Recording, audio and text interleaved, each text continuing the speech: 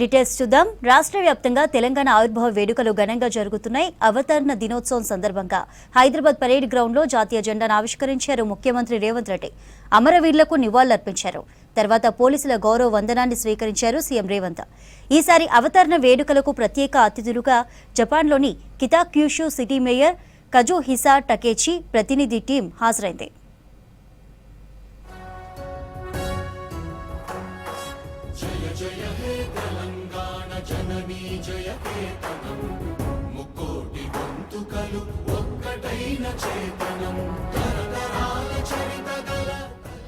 అంతకుముందు అసెంబ్లీ ముందున్న gun park ను విజిట్ చేశారు ముఖ్యమంత్రి రేవంత్ రెడ్డి.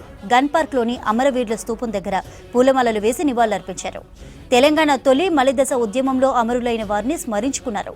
కార్యక్రమంలో మంత్రులు, ఎమ్మెల్యేలు, ఎమ్మెల్సీలు, ఎంపీలు, వివిధ పార్టీల నేతలు అటెండ్ అయ్యారు.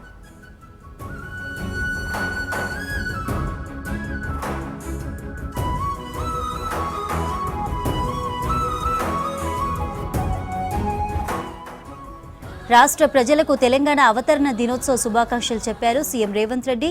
ప్రజలు కలిసికట్టుగా పోరాడి సాధించుకున్న తెలంగాణ రాష్ట్రం 11 ఏళ్లు పూర్తి చేసుకుని 12వ సంవత్సరంలోకి అడుగు పెడుతుందని చెప్పారు.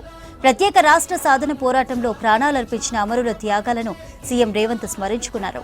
ఏండ్ల పాటు సాగిన తెలంగాణ ఉద్యమంలో పాలు పంచుకున్న కవులు, కళాకారులు, విద్యార్థులు, ఉపాధ్యాయులు, ఉద్యోగులు, మేధావులు, జర్నలిస్టులు, న్యాయవాదులు, కార్మికులు, కర్షకులు, మహిళలు, రాజకీయ పార్టీల నాయకులందరికీ అభినందనలు తెలిపారు. రాష్ట్ర ప్రజల ఆశలు, ఆకాంక్షలకు అనుగుణంగా తెలంగాణ రైజింగ్ నినాదంతో రాష్ట్ర ఆర్థిక వృద్ధికి తమ ప్రభుత్వం కట్టుబడి ఉంటుందని చెప్పారు సీఎం రేవంత్. అన్ని రంగాల్లో రాష్ట్రం దేశానికి ఆదర్శంగా నిలిచేలా సరికొత్త విధానాలతో భవిష్యత్తు ప్రణాళికలు రూపొందిస్తామని వివరించారు.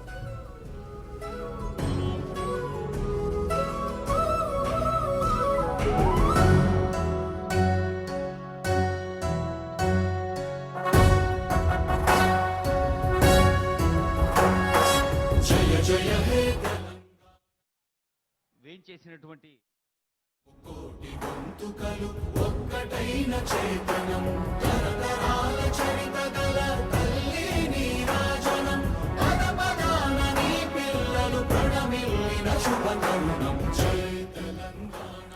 రాష్ట్ర వ్యాప్తంగా తెలంగాణ ఆవిర్భావ వేడుకలు ఘనంగా జరుగుతున్నాయి. అవతరణ దినోత్సవం సందర్భంగా హైదరాబాద్ పరేడ్ గ్రౌండ్ లో జాతీయ జెండా ఆవిష్కరించారు ముఖ్యమంత్రి రేవంత్ రెడ్డి. అమరవీరులకు నివాళులర్పించారు. తర్వాత పోలీసుల గౌరవ వందనాన్ని స్వీకరించారు సీఎం రేవంత్. ఈసారి అవతరణ వేడుకలకు ప్రత్యేక అతిథులుగా జపాన్లోని కితాక్యూషు సిటీ మేయర్ కజుహిసా టకేచి ప్రతినిధి టీం హాజరైంది.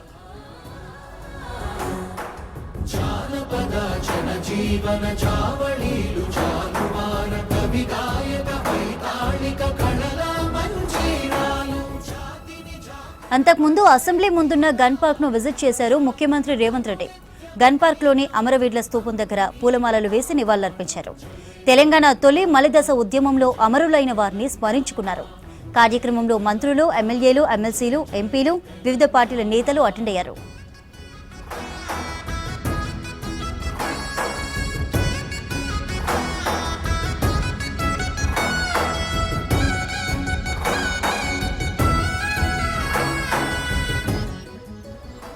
రాష్ట్ర ప్రజలకు తెలంగాణ అవతరణ దినోత్సవ శుభాకాంక్షలు తెలిపారు సీఎం రేవంత్ రెడ్డి. ప్రజలు కలిసికట్టుగా పోరాడి సాధించుకున్న తెలంగాణ రాష్ట్రం 11 ఏళ్లు పూర్తి చేసుకుని 12వ సంవత్సరంలోకి అడుగు పెడుతుందని చెప్పారు. ప్రత్యేక రాష్ట్ర సాధన పోరాటంలో ప్రాణాలర్పించిన అమరుల త్యాగాలను స్మరించుకున్నారు రేవంత్. ఏండ్ల పాటు సాగిన తెలంగాణ ఉద్యమంలో పాలు పంచుకున్న కవులు, కళాకారులు, విద్యార్థులు, ఉపాధ్యాయులు, ఉద్యోగులు, మేధావులు, జర్నలిస్టులు, న్యాయవాదులు, కార్మికులు, కర్షకులు, మహిళలు, రాజకీయ పార్టీల నాయకులందరికీ అభినందనలు తెలిపారు. రాష్ట్ర ప్రజల ఆశలు, ఆకాంక్షలకు అనుగుణంగా తెలంగాణ రైజింగ్ నినాదంతో రాష్ట్ర ఆర్థిక వృద్ధికి తమ ప్రభుత్వం కట్టుబడి ఉంటుందని చెప్పారు సీఎం రేవంత్. అన్ని రంగాల్లో రాష్ట్రం దేశానికి ఆదర్శంగా నిలిచేలా సరికొత్త విధానాలతో భవిష్యత్తు ప్రణాళికలు రూపొందిస్తామని వివరించారు.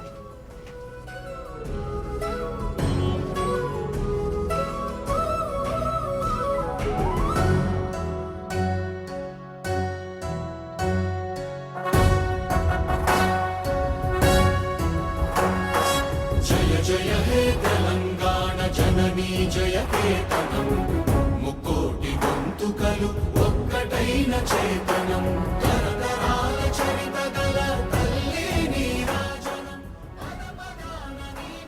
2047 నాటికి తెలంగాణను 1 ట్రిలియన్ ఎకానమీ అవుతుందన్నారు సీఎం రేవంత్ రెడ్డి. ప్రపంచ నగరాలకు దీటుగా హైదరాబాద్ను తీర్చిదిద్దుతున్నామన్నారు. మూసీకి పునరుజ్జీవం తీసుకొస్తామన్నారు. 30,000 ఎకరాల్లో ఫ్యూచర్ సిటీని AI, sports, pharma, life sciences, health సిటీలను ఏర్పాటు చేశామన్నారు. ఇందుకోసం ఫ్యూచర్ సిటీ డెవలప్మెంట్ అథారిటీని ఏర్పాటు చేశామని చెప్పారు. 18,000 కోట్లతో రీజనల్ రింగ్ రోడ్డు చేపట్టామన్నారు. మెట్రో రైల్ 2వ దశకు 24,000 కోట్లు కేటాయించామన్నారు.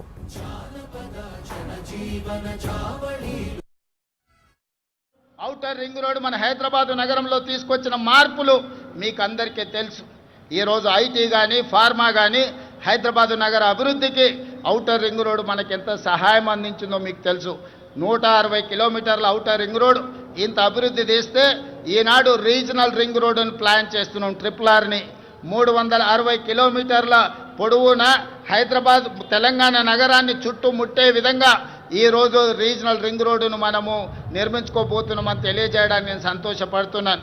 రీజనల్ రింగ్ రోడే కాదు, ఔటర్ రింగ్ రోడ్డు నుంచి రీజనల్ రింగ్ రోడ్ వరకు రేడియల్ రోడ్లను వేసుకోవడం ద్వారా మన నగరాన్ని మహానగరంగా ప్రపంచ దేశాలతో పోటీ పడే విధంగా తీర్చిదిద్దాలని ఈనాడు తెలంగాణ ప్రజా ప్రభుత్వం ఉక్కు సంకల్పంతో ముందుకు వెళ్తున్నది. దీనికి మీరు అందించిన సహకారానికి నేను మనస్ఫూర్తిగా కృతజ్ఞతలు తెలియజేస్తున్నాను. హైదరాబాద్ నగరంలో ఈ పక్క నుంచి వెళ్తున్న మెట్రో మీరు అందరు చూస్తున్నారు. ఆనాడు కీర్తిశేషులు జైపాల్ రెడ్డి గారు పట్టణాభివృద్ధి శాఖ మంత్రిగా ఉన్నప్పుడు డాక్టర్ వైఎస్ రాజశేఖర రెడ్డి గారు ముఖ్యమంత్రిగా ఈ మెట్రోను మన హైదరాబాద్ నగరానికి పరిచయం చేసిండ్రు. ఆనాడు దేశంలోనే 2వ స్థానంలో ఉండే ఈ 12-13 ఏళ్ళు మెట్రో విస్తరించకపోవడం వల్ల 9వ స్థానానికి హైదరాబాదు నగరం పడిపోయింది. అందుకే ముఖ్యమంత్రిగా బాధ్యతలు చేపట్టిన వెంబడే విస్తరిస్తున్న నగరానికి మెట్రోని విస్తరించాలి, పేదలకు అందుబాటులోకి తీసుకురావాలని ఈరోజు మెట్రోని పూర్తి స్థాయిలో విస్తరించడం ద్వారా ప్రతి ఒక్కరికి మెట్రోని అందుబాటులోకి తీసుకురావాలనే ప్రయత్నం చేస్తున్నాం. తొందరలోనే మెట్రో విస్తరణ పనులను కూడా ప్రారంభించుకోబోతున్నామని మీకు అందరికీ చాలా సంతోషంతో తెలియజేస్తున్నాను మిత్రులారా. దేశంలో కులగణన చేసిన తొలి ఏకైక రాష్ట్రం తెలంగాణ అన్నారు సీఎం రేవంత్ రెడ్డి. విద్యా ఉద్యోగాల్లో 42% రిజర్వేషన్లు కల్పించేందుకు చర్యలు తీసుకున్నామన్నారు. శాస్త్రీయంగా కులగణన చేసి బీసీలను 50.36% ఉన్నట్లు తేల్చామన్నారు.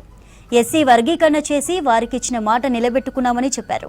ప్రతి ఏడాది ఫిబ్రవరి 4న తెలంగాణ సోషల్ జస్టిస్ డేను జరపాలని నిర్ణయించామన్నారు సీఎం రేవంత్ రెడ్డి. వర్గాల వారికి అండగా నిలవాలన్నదే మా ప్రజా ప్రభుత్వం యొక్క ఆలోచన. అందుకే ఈరోజు 1931లో దాదాపుగా 100 సంవత్సరాల క్రితం కులగణన జరిగింది దేశంలో జనగణనతో పాటు.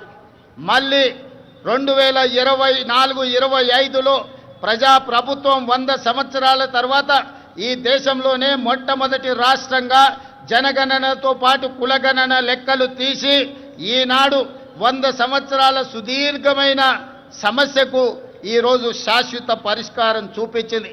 ఈరోజు ఈ లెక్కలు తీయడం ద్వారా వాస్తవంగా ఉన్న 56.36% ఉన్న బలహీన వర్గాల లెక్కలు తీసి వాళ్ళకు 42% రిజర్వేషన్లు, విద్య, ఉద్యోగ, రాజకీయ అవకాశాలు కల్పించాలని ఈనాడు తెలంగాణ ప్రభుత్వం ఈ చర్యలతో ముందుకు వెళుతుంది. ఈరోజు తెలంగాణ రాష్ట్ర ప్రభుత్వం తీసుకున్న ఈ విప్లవాత్మకమైన నిర్ణయం వల్ల కేంద్ర ప్రభుత్వం కూడా రాబోయే జనగణనలో కులగణన చేపట్టాలని నిర్ణయం తీసుకున్నది. తెలంగాణ రాష్ట్రం దేశానికి ఆదర్శంగా నిలబడి కులగణన చేసిందని చెప్పడానికి నేను చాలా సంతోషిస్తున్నాను.